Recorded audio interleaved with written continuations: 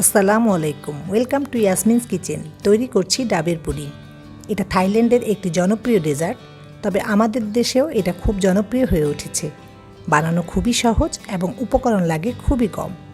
চলুন উপকরণগুলো একবার দেখে নিই।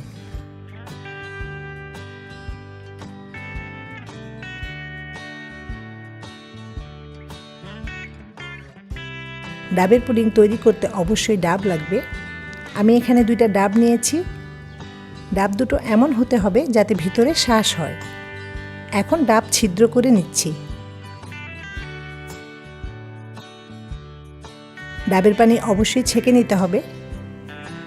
আমি ডাবের পানি ছেঁকে নিচ্ছি। একটা প্যানে 3 কাপ ডাবের পানি মেপে নিচ্ছি।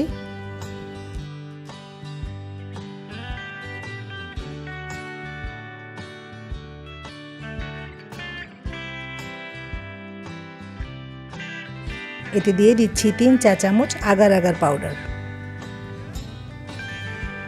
প্রতি কাপ ডাবের পানির জন্য 1 চা চামচ আগার আগার পাউডার দিতে হবে। এবার দিচ্ছি 3 টেবিল চামচ চিনি। চিনি কতটুকু দিবেন তা নির্ভর করবে ডাবের পানি কতটুকু মিষ্টি এবং আপনার টেস্টের উপর। আমি আমার টেস্ট অনুযায়ী দিয়েছি।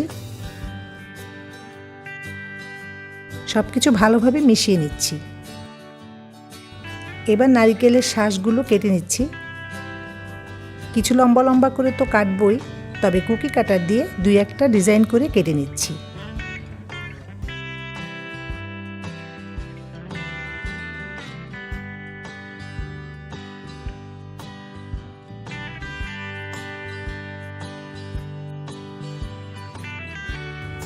আমি একটা গ্লাস বোল নিয়েছি পুডিং সেট করার জন্য।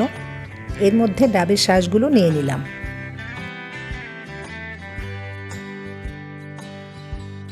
বিসমিল্লাহ, ডাবের পানি চুলায় বসিয়ে দিলাম। এটা নাড়তে থাকবো এবং ফুটে ওঠার জন্য অপেক্ষা করব। ভালোভাবে ফুটে উঠেছে। এখন চুলা বন্ধ করে দিলাম। এবার রেডি করা গ্লাস বলে ডাবের পানি ঢেলে নিচ্ছি। ডাবের শাঁসগুলো একটা চামচ দিয়ে একটু সাজিয়ে দিচ্ছি। এখন অপেক্ষা করব এটা ঠান্ডা হয়ে রুম টেম্পারেচারে আসা পর্যন্ত। তারপর ফ্রিজে রেখে ঠান্ডা করে নেব। ফ্রিজ থেকে বের করেছি, খুব সুন্দরভাবে সেট হয়েছে। একটা ছুরি দিয়ে চারপাশ ছাড়িয়ে নিচ্ছি। তারপর ডাবের পুডিং একটা প্লেটে নিয়ে নিলাম। এটা পুডিংয়ের উল্টা দিক, তাই আবারও একটা প্লেটে ফ্লিপ করে নিচ্ছি। এবার একটু কেটে দেখাচ্ছি।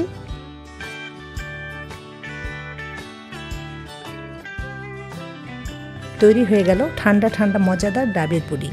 এটা খুবই রিফ্রেশিং এবং হেলদি একটা ডেজার্ট। প্রচণ্ড গরমে ইফতারের টেবিলে এটা প্রশান্তি এনে দিবে। আশা করি রেসিপিটি ভালো লেগেছে।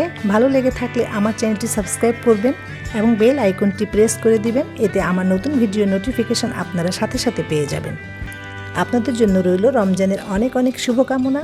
ভালো খাবেন, ভালো থাকবেন। আল্লাহ হাফেজ।